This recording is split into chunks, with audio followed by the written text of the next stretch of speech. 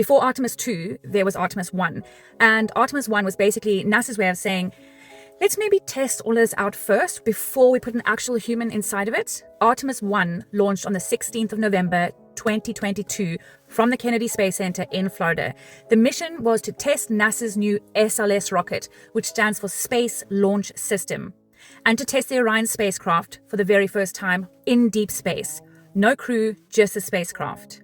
But it wasn't entirely empty. Beside Orion was a mannequin called Commander Munikin Campos.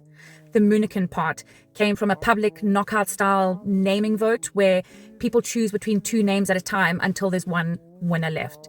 The Campos part came from NASA as a tribute to Arturo Campos, the engineer who helped save Apollo 13. And Commander Munikin Campos was not alone. Artemis I also carried two female torso test dummies, one called Helga and one called Zohar.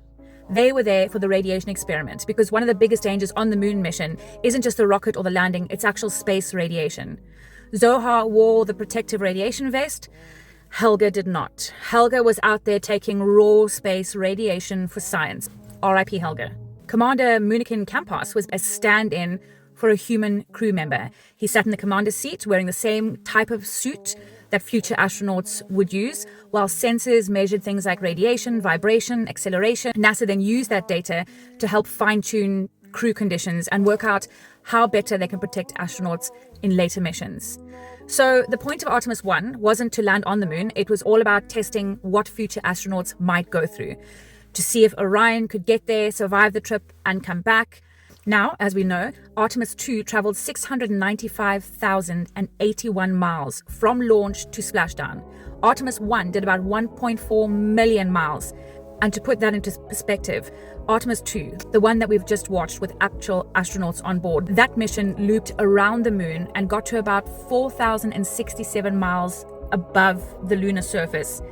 Artemis I went much further. They traveled more than 43,000 miles beyond the moon. The Artemis I mission lasted 25 days and returned to Earth on the 11th of December 2022. On re-entry, Orion hit Earth's atmosphere at roughly 25,000 miles per hour. So NASA really needed to know, was the heat shield going to work?